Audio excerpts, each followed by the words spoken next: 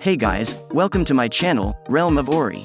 In this video, we will continue with Volume 18, Chapter 3, Reminiscences of the Clowns, Part 9. If you haven't watched the previous video or chapter, you can find the link in the description below. Before we begin, this video contains light novel spoilers. If you do not want to be spoiled, do not watch it. And, if you will continue, an additional disclaimer notice. So without further ado, let's get to the video. That rang like a lovely bell. Clear, solemn, and heartfelt. The door then opened, and Michael, Feldway, and Velzard came walking out. Even though there were only 3 of them, they gave off an air of superiority that could have blown away any divine spirit that was in the room. Alright, let's start. So, the meeting to plan the next steps began. Mai stood up when told to and put a 3-dimensional image of the whole cardinal world in the middle of the round table. It looked like a small version of the Earth.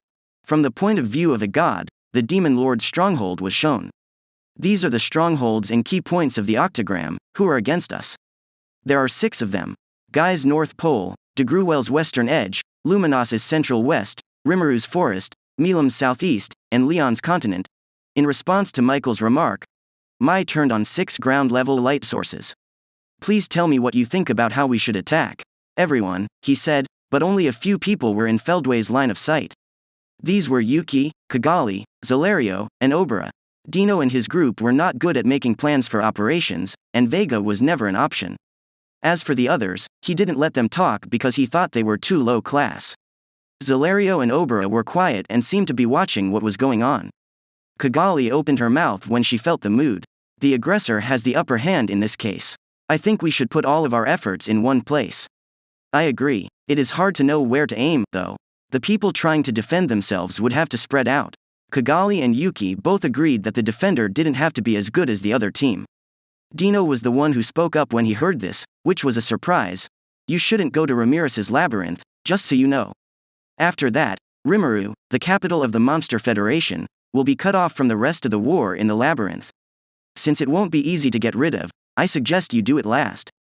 Since this information was shared, nobody said anything about it. Let's save that for last. If we attack somewhere else, we might be able to get those inside to come out. If they had to play defense, Ramirez would be a huge problem. With this in mind, they had to figure out how to attack her. No one is at the Frost Palace anymore. They can't be found. Velzard spoke up all of a sudden. Her eyes were focused and sharp on Leon's continent. So the enemy has come up with a way to fight back. By getting the Demon Lords to work together, they kept their own forces from being spread out. Indeed. It looks like there are 5 places on Earth where a lot of power is gathered. Mai took away Guy's North Pole point and strengthened the other 5 points of light. Only one less option was available, but the level of difficulty seemed to have significantly increased. However, the attacker still had the upper hand. Where should they aim, then? Zalerio stepped in at this point. Feldway-sama, I need to ask you something. What's that? Michael-sama has full control over the angelic systems, but can we find out where the owners are? He asked a very important question that would also affect him. Obera was in on it too. That's a concern. If we can find their identities, we should probably try to get them on our side first. Before, I couldn't feel them, but now I can. I now know that other people have the Judgment King Israfil and the Salvation King Azrael, and I know that Dino and the others have the Heavenly King Astarte, the Glory King Haniel, and the Rigor King Jibril. Kigali owns the Last Domination King Melchizedek, and Arios owns the Punishment King Sandalphon. There are also the higher angelic systems that really are the same rank as me. After that, everyone got tense. What's the meaning of that? First, Velgrin's Charity King Regule was found and given to the right person. Then there was the Patience King Gabriel, which was never found and is still in Velzard's possession. The Icy Beauty didn't move, and her face didn't show any emotion. This was the next step that made sense to keep the Ultimate Dominion in charge. So far, we know who owns these skills, but for 3 of the 4 skills, we still don't know who owns them. So, Michael went on with his explanation. Michael had taken Velgrin's power and Velzard's dragon factor for himself. This gave him a lot more power and let him look for signs of the people who owned the other angelic systems he controlled. But all he could find was the Purity King Metatron. What, if it was the ultimate skill Hope King Sariel? Shouldn't it have belonged to the chosen hero Chronoa? No response was given. I don't know if it's because my surveillance couldn't reach Ramirez's labyrinth or if there were other reasons. Ramirez shouldn't be taken lightly. So it makes sense that you can't see inside the labyrinth. If that's true, can we assume that the owners of Covenant King Uriel and Knowledge King Raphael are also in the same place? I don't know for sure, but it seems likely to me.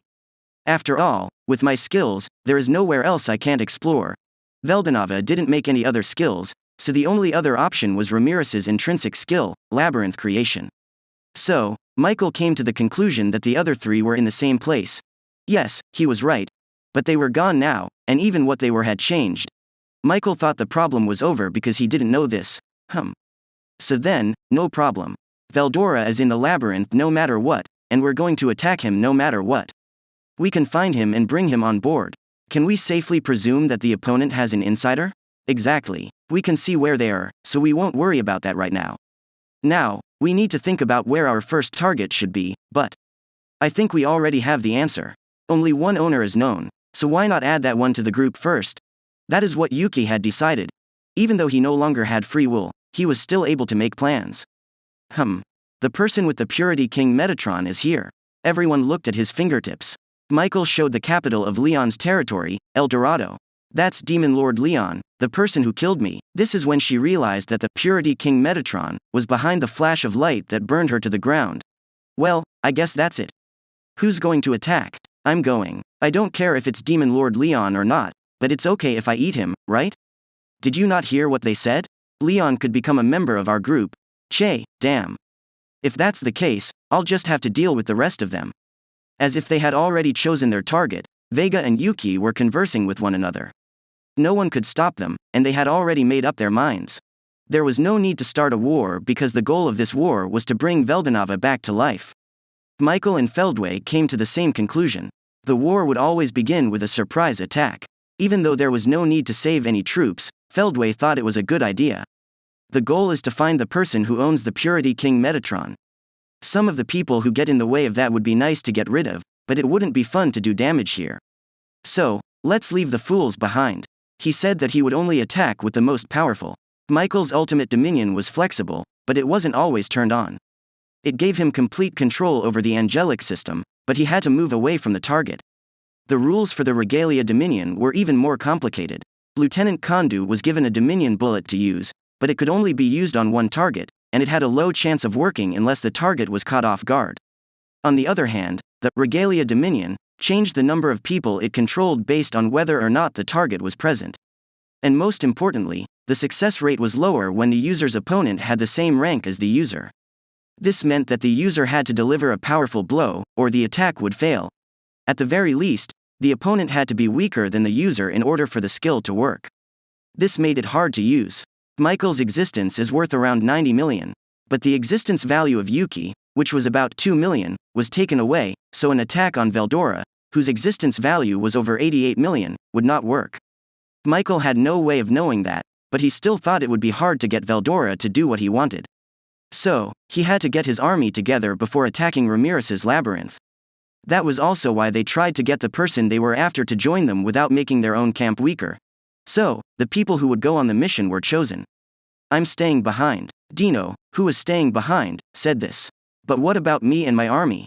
I want you all to have your troops ready to move. After this operation, we plan to launch a full-scale invasion. Understood. The Insectors, led by Zelenus, and the Phantom Army both started getting ready for war. Dollies and Nice were in charge of coordinating the army of Zelario. Since Obera's army was still at the stronghold in the other world, Obera was supposed to go back and give control to Oma. Then, the remaining officers went into battle. If it were just the officers, Mai's instantaneous movement would get them where they needed to go right away. Using presence detection on Obera, it would be easy to find the coordinates, and spatial transportation would make it easy for them to meet up right away. Using this information, the surprise operation was started.